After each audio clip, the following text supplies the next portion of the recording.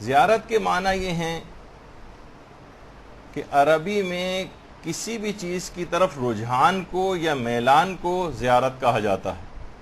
ملاقات کے معنوں میں بھی ہے.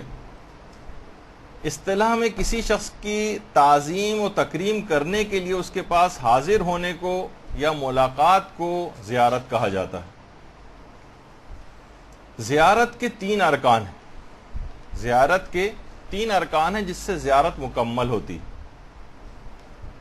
سب سے پہلی چیز تو زیارت کے ارکان میں سے ایک یہ ہے جس کو کہا جاتا ہے زائر، یعنی وہ شخص جو کسی چیز یا کسی شخص کے بارے میں کوئی میلان یا رجحان رکھتا ہے اس کو زائر کہتے ہیں.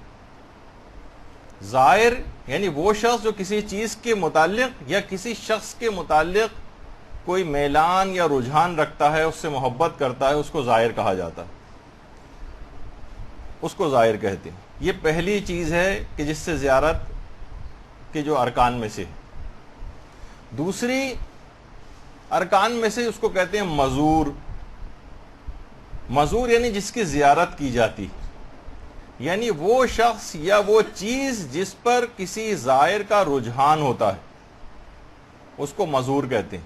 یعنی آئمہ اطہار علیہم السلام یا معصومین علیہم السلام یا جن جن کی زیارت کے لیے انسان جاتا ہے، درود بھیجیے محمد و آل محمد صلی اللہ علیہ وسلم.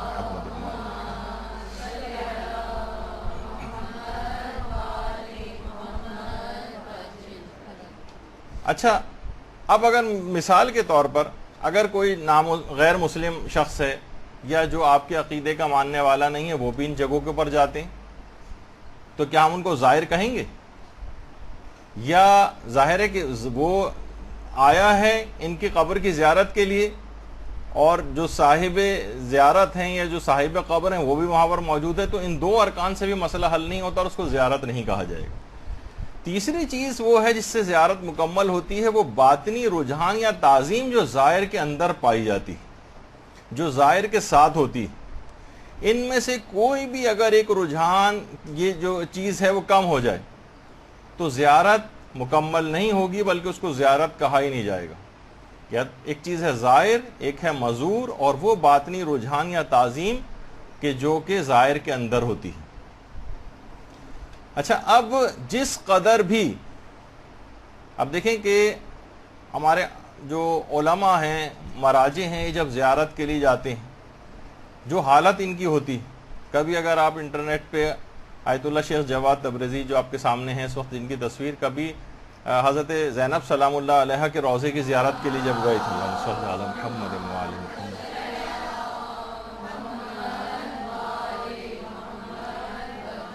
ان کی کیا حالت ہوئی تھی، کیا اس وقت ان کی کیفیت تھی، اس کے اندر آپ کو واقعتاً اگر دیکھیں تو آپ کو احساس ہوگا کہ کس طرح سے زیارت کی جاتی. اچھا، اب زائر جو ہے وہ مزور کے بارے میں جس قدر جانتا ہوگا، اس کی جتنی معرفت ہوگی، جس قدر وہ مزور سے محبت کرتا ہوگا، جس قدر اس سے عقیدت رکھتا ہوگا، مزور کے جس قدر فضائل اور کمالات کی معرفت رکھتا ہوگا، اور جس قدر وہ ان کے متعلق جانتا ہوگا، جس قدر ان کے مطابق عمل پیرا ہوگا، زیارت کے اثرات اور نتائج اتنے ہی زیادہ بہتر نکلیں گے، اتنے ہی زیادہ زیارت کے اثرات بہتر نکلیں گے. تو جس کے اندر لیکن یہ اندرونی طور پر تعظیم نہیں پائی جاتی، اس کے عمل سے بھی ظاہر ہو جاتا ہے. وہ بس ایک صرف وہاں جا کر، جیسے شاعران تھا، لوگ تڑپے جاتے ہیں کہ کسی طریقے سے ہمیں زری کو چھونے کا موقع مل جائے، اور اس کے قریب بھی نہیں آتا تھا، فوٹو سیشن کروا کے وہاں سے واپس چلا جاتا تھا. وہ ظاہر ہے کہ اندرونی تعظیم اور وہ جو ایک زائر کے ساتھ ہوتی ہے، تو اس کو زائر نہیں کہا جائے گا. تو اس وجہ سے کہ یہ جتنے بھی افراد اس کے علاوہ، صاحبان ایمان کے علاوہ وہاں پر جاتے ہیں، ان کو زائر نہیں کہا جا سکتا. دیکھیے، ایک اور بات اہم یہ ہے کہ جو روح انسانی ہے یہ لافانی، اور روح کبھی مرتی نہیں. یہ ایک چھوٹی دنیا سے بڑی دنیا کی طرف منتقل ہو جاتی. زائر جب بھی اپنے مزور کی قبر کی زیارت کے لیے جاتا ہے تو اس سے ایک رابطہ قائم ہو جاتا ہے، یعنی مزور کی روح سے زائر کا ایک رابطہ قائم ہوتا ہے. یہی وجہ ہے کہ شیخ الرئیس بو علی سینا جو تھے، انہوں نے اپنی کتاب رسائل میں اس بات کو لکھا ہے کہ زائر جب زیارت کے لیے جاتا ہے مزور کے پاس تو دنیاوی اور معنوی دونوں فوائد حاصل کرتا ہے، کیونکہ مزور جو ہے اس کی حیات اور موت یکساں ہے۔ یہی وجہ ہے کہ ہمارے پیغمبر اسلام ختمی مرتبت صلی اللہ علیہ وآلہ وسلم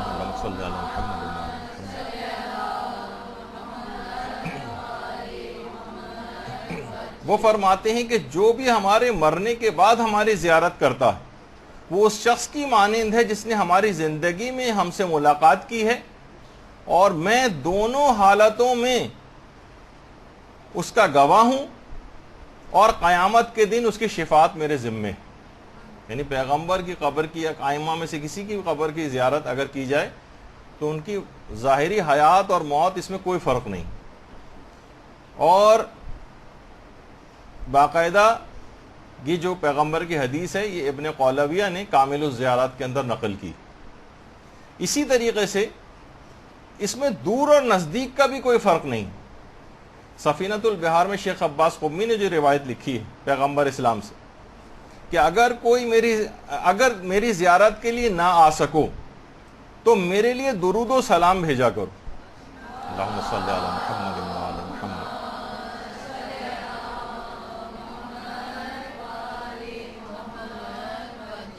کیونکہ تمہارے درود و سلام مجھ تک پہنچتے ہیں۔ زیارت ناموں میں بھی مزور کی حیات کا اعتراف کیا جاتا ہے اگر آپ زیارت نامے پڑھیں، تاکہ زائر شروع ہی سے جان لے کہ میں اسی طرح سے ملاقات کر رہا ہوں یہاں آ کر جس طریقے سے ایک زندہ شخص سے ملاقات کی جاتی۔ اور یہی وجہ ہے کہ جو عرفاء ہیں، عرفاء وہ قبر سے بہت دور رہتے ہوئے بھی کپ کپاتے ہیں اور کانپتے ہیں۔ کہ آیت اللہ تقی مصباح یزدی کہ قریب قبر کے جاتے ہوئے بھی جو علماء عرفان ہیں وہ کانپتے ہیں۔ ہماری طرح سے بے حجابانہ وہاں پر نہیں پہنچ جاتے جس طریقے سے عام لوگوں کا ہم لوگوں کا انداز ہوتا ہے، کیونکہ وہ ان کی فضائل کی اس لحاظ سے معرفت نہیں رکھتے، اور بہت دور سے ہی اپنے جسم اور روح پر مزور کے اثرات کو محسوس کرنے لگتے ہیں، اور یہی وجہ ہے کہ وہ زیادہ دیر وہاں پر ٹھہر بھی نہیں پاتے۔ معصومین کے جلال و جمال کی اتنی تاب نہیں رکھ پاتے وہ کہ جس طریقے سے ایک حق ہوتا ہے کہ وہاں انسان جب جاتا ہے تو جو اس کی کیفیت ہوتی ہے، ہم علماء اور مراجع کی ہم جب آپ دیکھیں گی تصاویر اور وہ کہ ان کی کیا حالت ہو جاتی، کیونکہ وہ ان کی مکمل جس حد تک بھی ممکن ہے کہ انسان کے لیے اتنی معرفت رکھتی۔ اور یہی وجہ ہے کہ مفاتی میں 15 رجب کی جو زیارت ہے امام حسین علیہ السلام ہے، اللہم صلی علی محمد و آل محمد،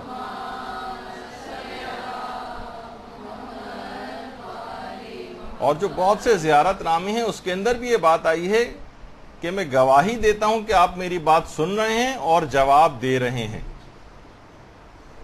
جب بھی علماء فرماتے ہیں کہ جو مزور کی روح ہے یہ مجرد ہوتی، زائر ہر جگہ ہر وقت ان کی طرف توجہ کر کے ان سے اپنے مطلب اور مقصد کو حاصل کر سکتا۔ یعنی ضروری نہیں ہے ایک دفعہ بھی اگر آپ مثلا وہاں سے جس طرح سے ہو کر آ جاتے ہیں اور ایک ارتباط قائم ہو جاتا ہے ان سے، پھر کبھی بھی صرف ان کا تصور لے کر آئیں، ان کا توسل دماغ میں لے کر آئیں اور براہ راست بھی ان سے دعا کریں تو پروردگار عالم ان کے احترام میں آپ کی دعاؤں کو قبول کر لیتا۔ میرے ایک اپنے قریبی دوست ہیں، انتہائی ایک متقی و پرہیزگار شخصیت، وہ خود فرماتے ہیں کہ جب بھی مجھے کوئی مسئلہ پیش آتا ہے بس میں معصومہ قوم کی طرف روزے کا قصد دماغ میں لے کر آتا ہوں اور ان سے براہ راست مخاطب ہو کے کہتا ہوں کہ معصومہ میرے اس کام کو کروا دیجیے، اور وہ کام میرا لازمی ہو جاتا ہے۔ حقیقت بھی ہے کہ ہم بعض اوقات سوچتے ہیں کہ شاید ہم صرف وہاں جائیں گے روزے کے اوپر، تبھی نہیں، ایک خاص ایک روح جو ہے وہ مجرد ہے، وہ زمان و مکان کی اس سے کیفیت سے آزاد ہو گئی، ہر جگہ آپ اس سے ارتباط کو قائم کر سکتی۔ تو اس طرح سے بہت سارے افراد توسل اس انداز سے کرتے ہیں اور فوری طور پر فائدہ ہوتا۔ تو دیکھیے، یعنی بدن روح سے جدا ہونے کے باوجود روح اپنے جسم سے خاص دلچسپی اور رابطہ رکھتی۔ یہی وجہ ہے کہ اکثر اجسام جو ہیں وہ مرنے کے بعد بھی خراب اور بوسیدہ نہیں ہوتے۔ کتنے ایسے جسم نکلے ہیں جن کو 30 سال ہو چکے ہیں، 25 سال ہو چکے ہیں، ابھی کچھ کا تذکرہ آگے بھی آنے والا ہے، جو اطراف امام کی قبر کے اطراف میں جو ہے وہ مدفون علماء اور شہداء ہیں، جب قبریں کھودی گئیں تو ان کے جسم صحیح و سالم نکلے. تو روح ایک خاص دلچسپی اور رابطہ رکھتی ہے اپنے جسم سے. علماء فرماتے ہیں یہ بھی اکثر اس کی ایک وجہ بنتی ہے کہ ان کے جسم بوسیدہ اور خراب نہیں ہوتے. اور جب بھی کوئی زائر وہاں جاتا ہے تو ایک خاص قسم کا ایک معنوی حالت اور اس کی ایک روحانی حالت ہوتی ہے، جس کی وجہ سے بہت سارے فیوز و برکات حاصل کرتا ہے. اور زائر جو ہے وہ مزور کی روح سے عالم معنوی سے ارتباط پیدا کر لیتا ہے، کیونکہ وہ جو مزور ہے اس کی روح عالم روحانیت کے اندر موجود ہوتی ہے. تو جیسی آپ سے اس کا رابطہ ہوتا ہے تو آپ بھی عالم معنوی کے بہت سارے فیوز و برکات آپ کو حاصل ہو جاتے ہیں. تو ان سب چیزوں کی بڑی اہمیت ہے زیارت پہ، اس وجہ سے آپ کو بار بار جانے کی دعائیں بھی ہیں. توفیقات کے لیے بھی انسان مومن دعا کرتا ہے، اس کی بہت ساری وجوہات ہیں کہ جو فیوز و برکات وہاں سے حاصل ہوتے ہیں. ورنہ دور رہ کر بھی بہت سی چیزوں میں آپ توسل کر سکتے ہیں. کیوں آپ کو حکم ہے کہ اتنا پیسہ خرچ کرو، اتنی زحمتیں اٹھاؤ اور وہاں جاؤ؟ تو ایک خاص ایک معنوی ایک ارتباط عالم معنوی اور عالم روحانیت سے آپ کو وہاں پر حاصل ہو جاتا ہے. اچھا، اب دیکھیے بے پناہ اس کے فائدے ہیں زیارتوں کے. سب سے پہلا فائدہ تو ایک یہی ہے کہ خدا سے آپ کا رابطہ ہو جاتا ہے، آپ اطاعت پر آمادہ ہوتے ہیں. کتنے ایسے افراد ہوتے ہیں جو عام زندگی میں بڑی مشکل سے آپ نے دیکھا ہوگا کہ نمازیں وغیرہ بھی نہیں پڑھتے، وہاں جا کر نمازوں کے عادی ہو جاتے ہیں. پچھلی نافرمانی والی زندگی کو وہ بدلنا چاہتے ہیں. کتنے ہم نے بہرحال مرد حضرات دیکھے ہیں کہ جو داڑیاں رکھ کر وہاں سے واپس آتے ہیں. کتنی عورتیں ہیں جو باپردہ ہو کر وہاں سے واپس آتی ہیں، یعنی جن کو توفیقات مل جاتی ہے اور واقعتاً جن کو صحیح زیارت کی توفیق ملتی ہے، ان کے اندر ایک تبدیلی آتی. نمازی ہو کر وہاں سے واپس آتے ہیں، نافرمان پہلے تھے فرما بردار ہو کر واپس آتے ہیں. تو ایک تو یہ کہ خدا سے رابطہ ہوتا ہے. دوسرا فائدہ یہ ہوتا ہے کہ خود معصومین سے محبت کا اظہار ہوتا ہے. اصل میں معصومین سے محبت کا اظہار پروردگار عالم سے محبت ہی کا اظہار ہے. ان سے جتنا زیادہ وہاں پر انسان جاتا ہے، یہ بار بار وہاں پر جانا ان کا ایک حق بھی ہے اور ان سے محبت کا ایک اظہار بھی. اور تیسری ایک اہم بات ہے جو خاص فائدہ ہے زیارت پہ جانے کا، وہ یہ کہ دیکھیے ائمہ اپنی حیات ظاہری میں بہت سے الہی مقاصد کی تکمیل نہ کر پائے. یعنی جس حد تک جو ان کا ارادہ تھا، جو ان کی خواہشات تھیں، وہ پوری نہ ہو سکی کیونکہ افراد ان کے پاس اتنے دستیاب نہیں تھے. جان نثار افراد کا فقدان جو ہوتے تھے، ان پر مظالم ہوتے تھے، شہید کر دیے جاتے تھے. اعلیٰ مقاصد اس انداز سے پورے نہیں کر پائے کہ جس انداز سے ان کی خواہش تھی. تو اس لحاظ سے زائر یہاں آ کر ذاتی طور پر ایک عہد و پیمان کرتا ہے کہ مولا میں آپ کے مشن کو اپنی بساط اور ہمت کے مطابق آگے بڑھاؤں گا اور میں آپ کے دین کے لیے کام کروں گا. آپ کی جو خواہش تھی جس کو آپ پائے تکمیل تک نہ پہنچا سکے، میں تجدید بیعت کے لیے آپ کے پاس آیا ہوں اور میں یہاں سے اب آپ سے بیعت کر کے واپس جا رہا ہوں اور میں اس مقصد کو جا کر پورا کروں گا. ورنہ دیکھیے گھر میں رہ کر بھی آپ توسل کر سکتے تھے. اگر حاجات ہی مانگنی تھی تو ان کے وسیلے سے یہاں رہتے ہوئے بھی مانگی جا سکتی تھی. لیکن وہاں جانا اپنی وفاداری کا ایک اظہار ہے، تجدید بیعت ہے اور عہد و پیمان ہے وہاں پر جانا اس لحاظ سے. اور ایک اور بہت بڑا فائدہ جو ہے زیارت کا، وہ ایک اجتماعیت ہے. دیکھیے اس کی بہت اہمیت ہے اجتماعیت کی. اگر آپ اس کے اندر واقعی اس کو دیکھیں، اجتماعیت کی جتنی اہمیت ہے کہ جتنا اجتماع ہوتا ہے نا دشمنوں کے دلوں پر، اتنی زیادہ اس کی ہیبت طاری ہوتی کہ سیاست اسلامی باطل مروب ہوتا ہے. کیوں حکم ہے کہ نماز کو جماعت کے ساتھ پڑھو؟ کیوں حکم ہے کہ اور بھی بڑے اجتماع کے اندر جاؤ؟ جمعے کے دن اطراف سے بھی آ کر اجتماع کو اور بڑا کرو، عیدین میں اور اس سے بڑا کرو، حج پہ اس سے بھی بڑا کرو. اور زیارات کے اندر ہم دیکھ رہے ہیں کہ کروڑوں کے اوپر جو ہے وہ مجمع پہنچنے لگا. اس سے باطل اندرونی طور پر تھر تھرا جاتا ہے. آپ دیکھتے ہیں کہ صرف آج ہی کی جو صورتحال ہے ملک کے اندر کہ 1,00,000 2,00,000 افراد بھی جمع ہو جائیں تو مملکتیں جو ہیں ہلنے لگتی ہیں. تو کسی جگہ پر کروڑوں کا اجتماع ہونے لگے تو باطل کے دل میں ایک مایوسی پیدا ہوتی. تو بہرحال اجتماعیت کے اندر ایک بڑا اہم چیز ہے. اور واقعی دیکھیں کہ جس وقت انسان اجتماع میں ہوتا ہے اس وقت اتنی دیر وہ گناہوں سے بھی بچا رہتا ہے. کتنے ایسے افراد ہوں گے جو اجتماع کی وجہ سے لوگوں کے درمیان میں ہوتے ہوئے، مثلا سب لوگ نمازی ہیں تو اس بے نمازی کو بھی نماز پڑھنی پڑ جاتی. اگر عورتیں پردے کے اندر زیادہ تعداد میں ہیں تو بے پردہ عورتیں بھی شرماتی ہیں. تو بہرحال اور اتنے بڑے اجتماع کو دیکھ کر آپس میں اتحاد اور یکجہتی کا ایک احساس بھی بیدار ہوتا ہے. مومنین کی طاقت کا اس میں اظہار ہوتا ہے. ورنہ اب بس اس کے اندر یہ کہنے کی بات ہے کہ اتنا بڑا اجتماع، کروڑوں کی افراد کی تعداد میں لوگ وہاں پر جاتے ہیں آج کل زیارت کے لیے. کیا ہی اچھا ہوتا اگر یہ وہاں سے تبدیل ہو کر واپس آتے. اتنی بڑی تعداد بار بار وہاں پر جاتی، تجدید بیعت کر کے آتی، ان کو اس کا احساس دلایا جاتا. تو آپ خود سوچیے کہ بات کہاں سے کہاں تک جاتی اور کتنی بڑی تبدیلی ان زیارات کے ذریعے نمودار ہوتی ہے، ہم کو معاشرے کے اندر نظر آتی. تو بہرحال دیکھیے اس کے کچھ اہداف اور کچھ مقاصد ہیں کہ زیارت پہ جانے سے خود ایک مقصد تو ہمارے 8ویں امام علی رضا علیہ الصلوۃ والسلام نے بتایا صلی اللہ علیہ وسلم.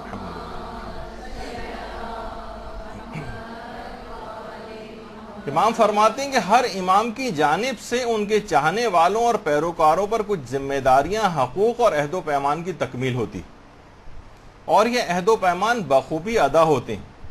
ان میں سے ایک عمل ائمہ اطہار کی مقدس قبروں کی زیارت کرنا ہے. لہذا جو شخص شوق سے ائمہ کے مقدس روضوں کی زیارت کرے اور زیارت کے دوران ائمہ کے اہداف اور مقاصد پر توجہ رکھے تو وہ روز قیامت ائمہ اطہار اس کی شفاعت کریں.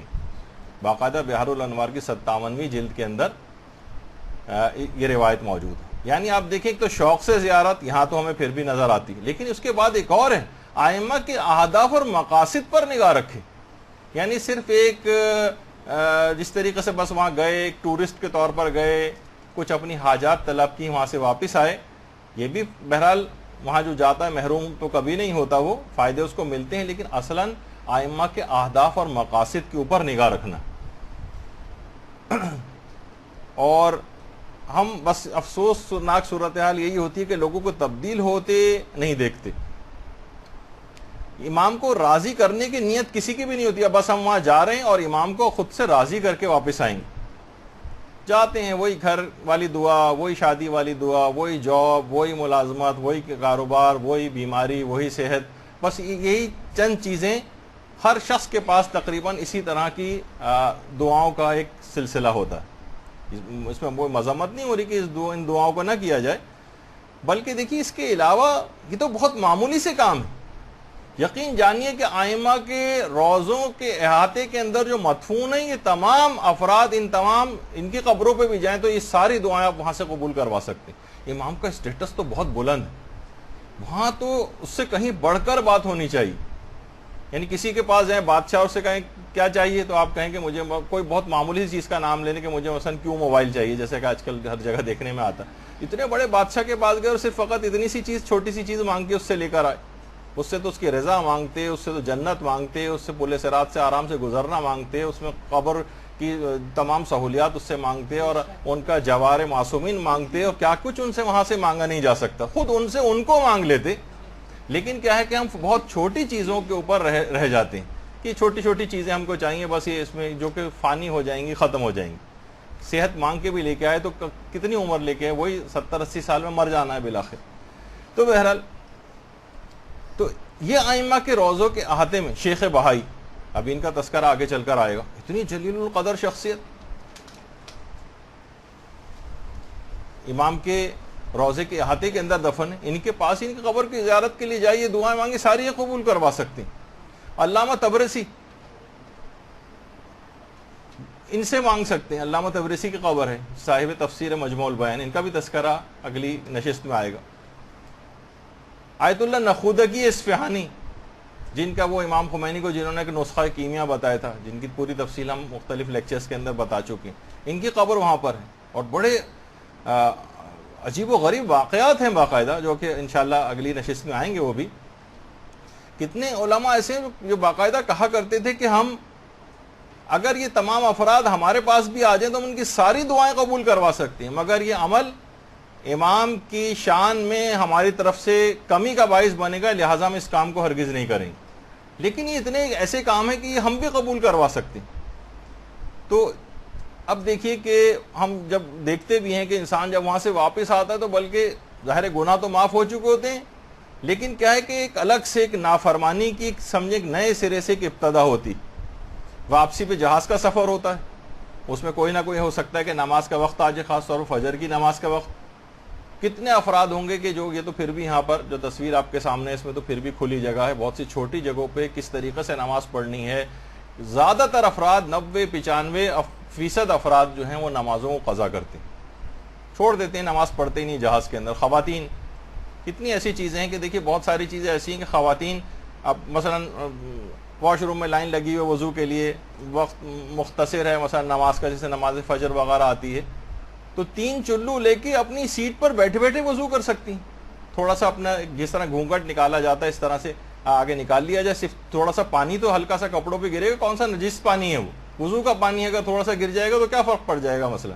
تو کہنے کا مقصد یہ ہے کہ بہت ساری ایسی چیزیں لوگ وضو نہیں کرتے ہیں, ایک نماز یہاں کیسے پڑھیں اور یہ فلاں چیز گندی ہے, ہر وقت نجس پاک معلومات نہ ہونے کی وجہ سے نمازوں قضا جو بڑا گناہ ہے وہ کر لیتے ہیں, اور اس کی ابتدائی سفر زیارت کی وہاں سے شروع ہو جاتی ہے اس گناہ سے.